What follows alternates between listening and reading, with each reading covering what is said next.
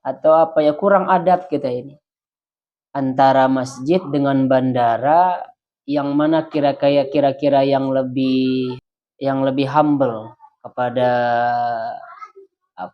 kepada orang-orang yang ada di masjid. Contoh ya, saya kasih contoh. Ada orang rapat di masjid, rapat ini di masjid. Sudah disediakan asbak, sudah disediakan rokok di masjid. Di bendahara, di bandara nih, kira-kira bebas nggak orang merokok?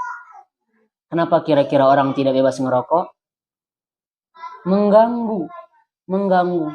Udahlah di masjid, terus ngeganggu orang di masjid lagi. Iya, mau di bandara. Di bis saja, di bis ya. Kalau yang kelasnya bisnis itu, eksekutif gitu ya. Orang-orang merokok itu tempatnya ada ruangan khusus.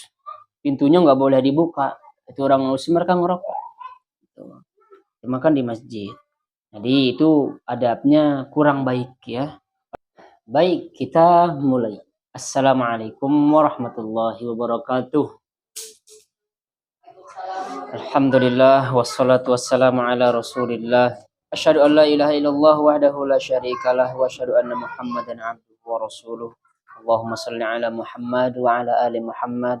Alhamdulillah, kita bersyukur kepada Allah karena kita masih diberikan kesempatan, kita masih bernafas, kita masih bisa menikmati makanan, kita masih bisa bercanda dengan saudara kita, teman-teman kita dan yang lainnya. Itu nikmat yang demikian itu wajib kita syukuri ya. Sekarang kita lanjutkan babnya tentang banyak jalan kebaikan. Silahkan dibaca. Kata Rasulullah, hendaklah engkau, bahasa kita sekarang Maya, mengajak seseorang untuk melakukan kebaikan. Kalau nggak bisa juga, bisa jadikan nggak dikenal sama orang atau dikucilkan sama orang, sehingga dia malu untuk mengajarkan kebaikan, sehingga dia malu untuk mengajak orang untuk datang ke masjid. Misalnya, dia malu mengajak orang untuk datang ke majelis ilmu. Kalau aku tidak bisa yang demikian, bagaimana wahai Rasulullah, katanya. Apa kata Rasulullah? Engkau menahan diri untuk tidak melakukan kemaksiatan. Atau kita menahan diri untuk tidak melakukan kejahatan kepada sesama manusia. Nah, jadi kita ajak saudara-saudara kita untuk menyumbang atau berinfak dan yang lainnya. Kalau kita nggak punya uang untuk berinfak juga, ya sudah, kita tahan diri kita untuk tidak menyakiti tetangga, tidak menyakiti sesama manusia, tidak menzolimi sesama manusia. Itulah intinya ya. Namun terkadang di kita ini banyak kita tidak menyadari yang sebenarnya itu adalah menzolimi, mengganggu saudara. Dan terkadang ya di kita yang mengaku muslim, mengaku beriman, kita tidak ada adab ya, nggak ada, atau apa ya, kurang adab kita ini antara masjid dengan bandara, yang mana kira-kira yang lebih yang lebih humble. Saya kasih contoh.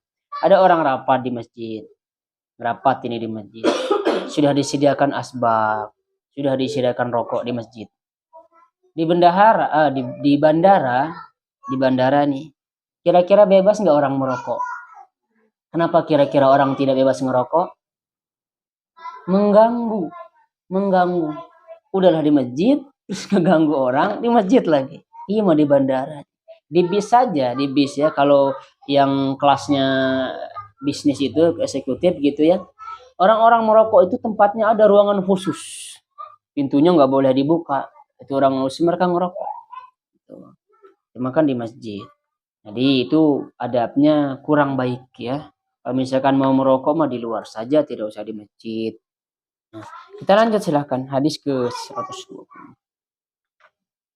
Iya. Jadi pada persendian kita ini, di riwayat yang lain juga disebutkan bahwa jumlah sendi kita ini adalah sebanyak 360 sendi. Jadi 360 ini harus dipenuhi haknya. Berarti kita berbuat kebaikan harus minimal sebanyak 360 kali. Sekali lagi ya, persendian kita ini jumlahnya 360 dan harus dipenuhi haknya tersebut. Jadi kita berbuat baik sebanyak 360 kali.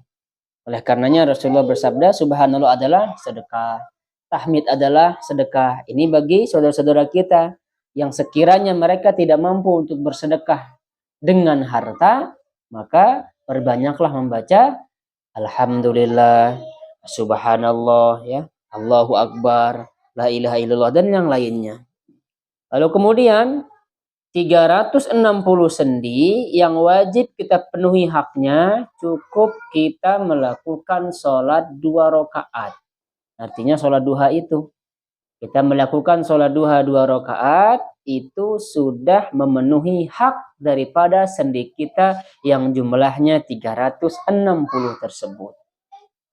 Jadi kalau ada waktu ya pagi-pagi ibu-ibu ini terutama kan sudah selesai masak nih misal, pagi-pagi sudah selesai mandiin anak, udah ngurus-ngurus beres-beres nih pokoknya semua, sholatlah 2 rakaat.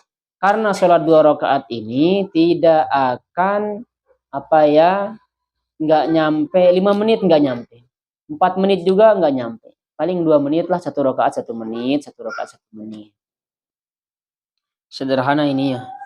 Nabi Shallallahu Alaihi Wasallam bersabda, semua amalan umatku diperlihatkan padaku, baik itu yang baik maupun yang buruk. Aku mendapatkan di antara kebaikan adalah menyingkirkan gangguan dari jalan. Jadi jangan disepelekan ya Bapak Ibu. Ibu misalkan ngelihat paku payung di jalan, walaupun pakai kaki nih, nggak apa-apa, silakan kepinggirin. Atau menemukan ranting di jalan, atau batu kerikil yang sekiranya itu nanti berbahaya untuk pengguna jalan, maka jangan dibiarkan begitu saja. Bisa jadi karena hal sepele itu bisa menyebabkan kita masuk surga. Begitu juga dengan riwayat yang lain, Rasulullah Shallallahu Alaihi Wasallam ya melihat seseorang itu di surga dengan senangnya, disebabkan karena dia hanya memotong dahan yang mengganggu orang ketika berjalan tersebut ya. Dari dahannya ini misalkan lewat nih, jadi ngeganggu orang, mengganggu pengguna jalan. Tapi si hamba ini dia memotong dahan tersebut, itu yang membuat dia masuk surga. Itu ya, dari di Islam hal-hal yang sepele juga itu akan menjadi pahala. Begitu juga dengan kemaksiatan. Kemaksiatan juga walaupun sedikit itu jadi dosa. Bukan berarti ini mah sedikit nggak apa-apa, tetap itu mah dosa. Dosa ya. Turun, kita lanjut.